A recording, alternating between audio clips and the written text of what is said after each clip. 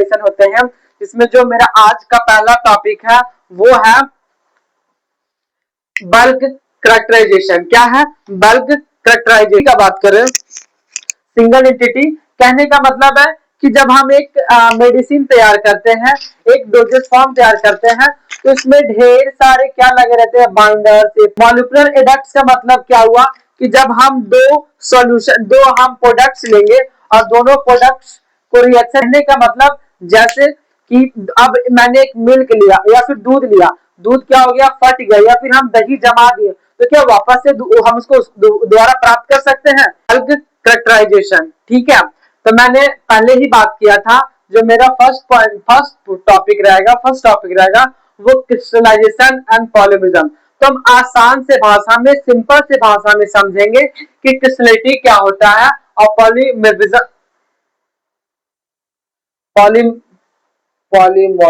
हाँ, पॉलीमॉर्फिज्म क्या होता है। ठीक है, पॉलीमॉर्फिज्म पॉलीमॉर्फिज्म क्या होता है। ठीक है, पॉलीमॉर्फिज्म क्या होता है, तो हम आसान से भाषा में समझेंगे। ठीक है, तो पहला क्या है, क्रिस्टलिटी। जैसे कि मैं आपको एक सिंपल से एग्जांपल देता हूं, जैसे आप क्लास में बात कर रहे हो, तो क्लास में क्या होता है, या फिर असेंबली में बच्चे लाइन से खड़े रहते हैं, सीधे खड़े रहते हैं, तो कहने का मतलब ये है, क्रिस्टलिटी का मतलब कि जो सॉलिड रहेगा, जो सॉलिड पार्टिकल्स रहेगा, वो फिक्स रूप में अरेंज रहेगा। ठीक है, किस रूप में रहेगा, फिक्स रूप में अरेंज रहेगा, उसका एक फिक्स टेम्परेचर होगा।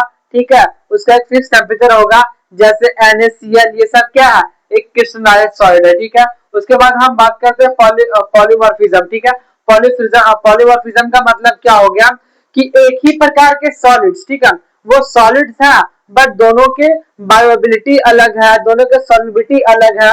जैसे हम बात करें NaCl का, और जैसे हम बात कर ले रबर का, प्लास्टिक का, तो दोनों सॉलिड्स है, बट दोनों का जो सॉल्युबिलिटी है, बायोबिलिटी है, अलग अलग है। ठीक है, जैसे हम NaCl का बात करते हैं, तो NaCl का जो वाटर के साथ सॉल्युबिलिटी है वो 100% है, बट वही चीज हम बात करें ऑयल का, या फिर घी का, या फिर प्लास्टिक का, तो इसका जो सॉल्युबिलिटी है वाटर के साथ पूरे अच्छे तरीका से नहीं है। तो कहने का मतलब है सॉलिड ही है, बट हर एक का अलग अलग प्रकार का क्या है, हर एक वो चीज हम क्या करेंगे, इसमें पढ़ेंगे। ठीक है, तो हम क्या क्या लिखा हुआ है, द प्रोपर्टीज ऑफ फ्लोबिलिटी, मतलब एक सॉलिड है, उसका फ्लोबिलिटी क्या, अगर सॉलिड एक ही प्रकार का थोड़ी ना होता है।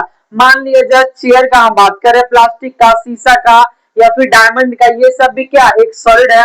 हम बात करते हैं NaCl, या फिर NaCl हो गया, कैल्शियम हो गया, या फिर कैल्शियम कार्बोनेट हो गया, ये सब भी क्या एक सॉलिड ही है, बट दोनों का जो डिजोल्बिलिटी है, या फिर हम बात करते हैं सॉल्युबिलिटी है, ठीक है, या फिर कॉम्प्रेसिबिलिटी है। जैसे मुझे एक मेडिसिन बनाना है, एक टैबलेट बनाना है, तो उसमें हम देखेंगे, उसमें हम ये देखेंगे कि उसका सॉल्युबिलिटी क्या है, उसका सॉल्युबिलिटी क्या है। तो हम यही चीज को आज डिफरेंस करने वाले हैं कि पॉलीमॉर्फिज्म का मतलब भी क्या होता है, सॉलिड, बट सॉलिड भी अलग अलग प्रकार के होते हैं, डिफरेंट टाइप्स के होते हैं, हम इसके बारे में स्टडी कर रहे हैं। ठीक है, तो हम यहाँ पे क्या देख रहे हैं, कॉम्प्रेसिबिलिटी, सॉल्युबिलिटी, ठीक है, डिसोल्यूशन, मतलब अगर हम एक सॉलिड ले रहे हैं, उसका डिसोल्यूशन रेट क्या है, डिसोल्यूशन रेट क्या है, उसका केमिकल स्टेबिलिटी कैसा है।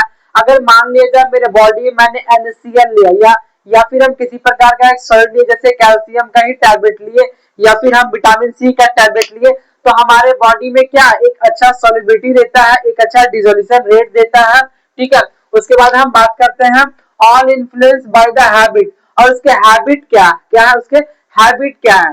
तो हम पहला उसका जो टाइप्स है वो क्या है, केमिकल कंपाउंड। ठीक है, कंपाउंड का मतलब तो आप लोग समझ ही रहे हैं, तो हम क्या बात करने वाले हैं, केमिकल कंपाउंड जो दो टाइप्स के हैं, एक हैबिट और एक इंटरनल स्ट्रक्चर। मतलब एक सॉलिड का इंटरनल स्ट्रक्चर के बारे में पढ़ेंगे। मतलब एक सबसे पहले हम बात कर लेते हैं कि हैबिट होता क्या है। हैबिट मतलब एक सॉलिड लिए, ठीक है, हम बात कर लेते हैं एक NaCl, ठीक है, NaCl भी अपने आप में एक सॉलिड है।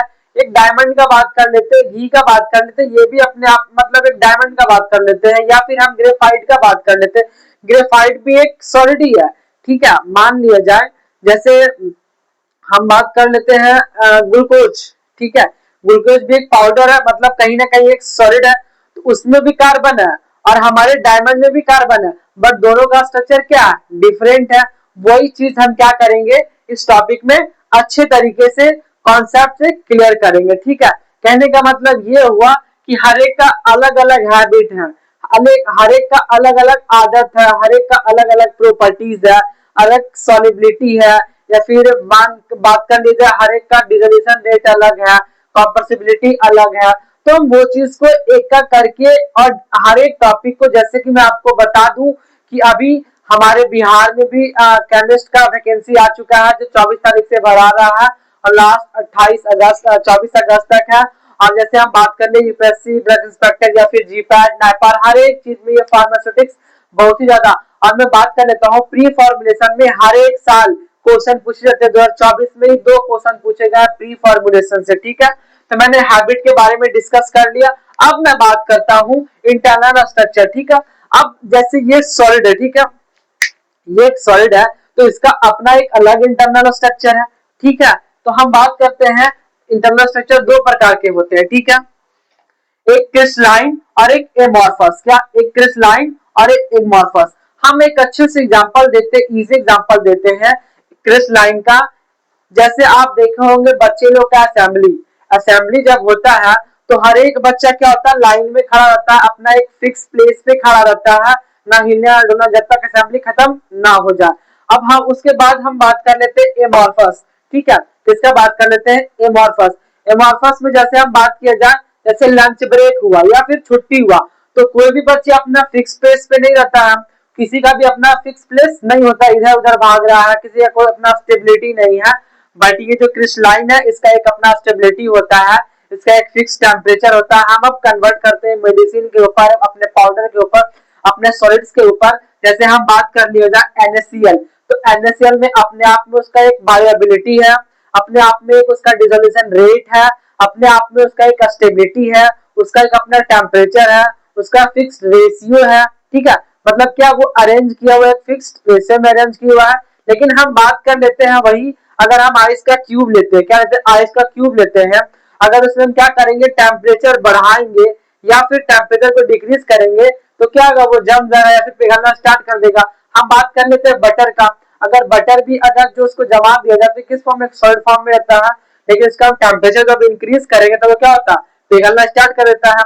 NaCl भी कहीं ना कहीं पिघलता है, उसका भी स्टेबिलिटी अपने आप में खोता है, बट दोनों का स्टेबिलिटी अलग अलग है। यही डिफरेंस है क्रिस्टलाइन में और एमॉर्फस में। ठीक है, क्रिस्टलाइन का हम बात कर लें जैसे NaCl या फिर विटामिन सी। ठीक है, ये सब क्या हो गया क्रिस्टलाइन हो गया।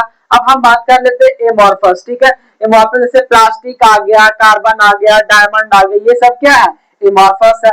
दोनों सॉलिड ही है बट अपने आप में क्या है डिफरेंस है। क्यों, क्योंकि दोनों का प्रॉपर्टीज अलग है, दोनों का बायोएबिलिटी अलग है, दोनों का कॉम्प्रेसिबिलिटी अलग है। जैसे मान मान बात कर लिया जाए कि हम डायमंड लिए, ठीक है, एक साइड डायमंड लिए और एक साइड हम NaCl लिए, तो क्या दोनों का डिसोल्यूशन रेट सेम रहेगा? नहीं रहेगा। दोनों का कॉम्प्रेसिबिलिटी सेम रहेगा? नहीं रहेगा। दोनों का सॉल्युबिलिटी सेम रहेगा? नहीं रहेगा। ठीक है, उसके बाद हम बात करते हैं सिंगल एंटिटी और मॉलिक्यूलर एडप्ट्स। ये किसके टाइप्स है?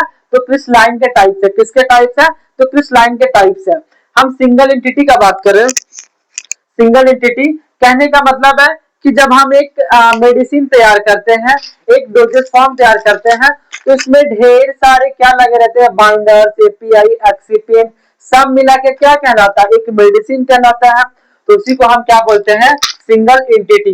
अगर आपको समझ में नहीं आया हो तो हम आपको एक एग्जांपल देते हैं। जैसे मेरा चैनल यूट्यूब चैनल का क्या नाम है? A2 Lucas pharma classes. But इस यूट्यूब चैनल को ऑपरेट करने के लिए सिर्फ हम अकेले तो ऑपरेट नहीं कर रहा है, कोई एडिट कर रहा है, तो कोई वीडियो बना रहा है, मतलब सब मिला के एक काम कर रहा है। और वो एक काम क्या हुआ? वीडियो को सही तरीके से अपलोड करना। तो वो क्या होगा? एक सिंगल एंटिटी हो गया। तो सिंगल एंटिटी का मतलब यही होता है। जैसे मैंने सिंगल एंटिटी का मतलब मैं फिर से बता रहा हूँ कि अगर एक मेडिसिन तैयार करना हो, एक डोजेस फॉर्म तैयार करना हो, तो उसमें अलग अलग प्रकार के क्या रहते हैं? एक्सिपिएंट रहते हैं, मतलब एक्सिपिएंट हो गया, बाइंडर्स हो गया, एपीआई हो गया, सब मिला के क्या कहलाते हैं? एक मेडिसिन। तो उसी को हम क्या बोलते हैं? Single entity. तो होप आशा करते हैं कि आपको समझ में आ गया। ठीक है, उसके बाद हम बात करते हैं मॉलिक्यूलर एडप्ट्स। क्या? मॉलिक्यूलर एडक्ट्स। मॉलिक्यूलर एडक्ट्स का मतलब क्या हुआ कि जब हम दो हम प्रोडक्ट्स लेंगे और दोनों प्रोडक्ट्स को रिएक्शन कराने के बाद मेरा कोई बाई प्रोडक्ट्स नहीं निकलेगा। जैसे मैंने ए और बी को दोनों को रिएक्शन कराया, तो दोनों को रिएक्शन करवाने के साथ मेरा जो प्रोडक्ट है वो क्या है, सिर्फ ए और बी आया और उसके अलावा मेरा बाई प्रोडक्ट नहीं निकला, तो उसको हम क्या बोलेंगे, मॉलिक्यूलर एडक्ट्स। क्या बोलेंगे, मॉलिक्यूलर एडक्ट्स। ठीक है। उसके बाद हम बात करते हैं जो सिंगल एंटिटी है वो दो टाइप्स के होते हैं। कितने टाइप्स के होते हैं, दो टाइप्स के, जिसमें बोलते हैं एक एनेंसोट्रॉपिक, एक मोनोट्रॉपिक। एनेंसोट्रॉपिक का मतलब रिवर्सिबल चेंज। जैसे मान लिया जाए हम एक आइस का क्यूब लिए, ठीक है, आइस का क्यूब लिए तो हम उसको फ्रीज में क्या किए, जमा दिए, तो आइस का क्यूब में चेंज हो गया। बट उसी को हम बाहर निकाले और टेम्परेचर इंक्रीज करवाएं तो फिर से वो क्या आ गया, वाटर में आ गया। क्या गया, वाटर में आ गया। और फिर से उसको हम ठंडे में कर दिए तो फिर से वो जम गया।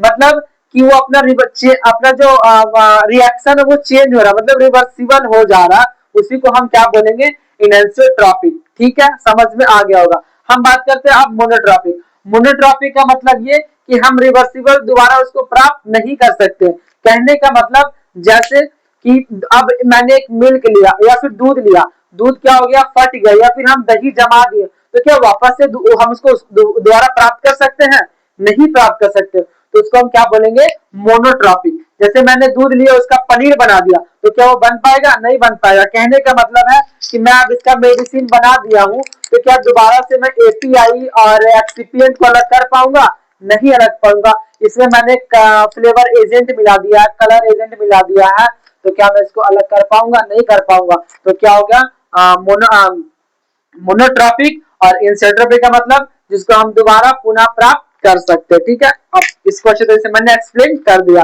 अब मैं बात करता हूं, मॉलिक्यूलर एडक्ट्स भी दो प्रकार के होते हैं। मॉलिक्यूलर एडक्ट्स भी दो प्रकार के होते हैं, एक नॉन स्टोइकियोमेट्री और एक स्टोइकियोमेट्री। अब ये सीधा सीधी एग्जांपल मैं आपको समझाता हूं। नॉन स्टोइकियोमेट्री, स्टोइकियो का मतलब कि जैसे मैंने ये मेडिसिन बनाया, इसका रेशियो क्या है, 1.1 रेशियो। ठीक है, 1.1 रेशियो है, तब जाके ये मेडिसिन तैयार हुआ।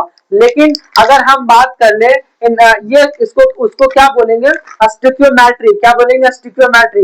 अगर यही मेडिसिन में हम 1.098 लगाए हैं फिर भी वो क्या तैयार हुआ, मेडिसिन ही तैयार हुआ। तो कहने का मतलब क्या हो गया, नॉन स्टोइकियोमेट्री। अब मैं आपको एक सिंपल घरेलू एग्जांपल देता हूं। जैसे आप एक चाय बना रहे हैं या फिर कॉफी बना रहे हैं, तो कॉफी का रेशियो में क्या किया, आपने 1 चम्मच कॉफी डाला, 1 चम्मच चीनी डाला, ठीक है, और मान लिया जाए 1 चम्मच या फिर एक चम्मच दूध डाला। तीनों का रेशियो क्या है, सेम है, तो क्या बनाया मैंने, कॉफी। बट हम बात कर ले ये उसको हम उस प्रोसेस को हम क्या बोलेंगे, स्टोइकियोमेट्री।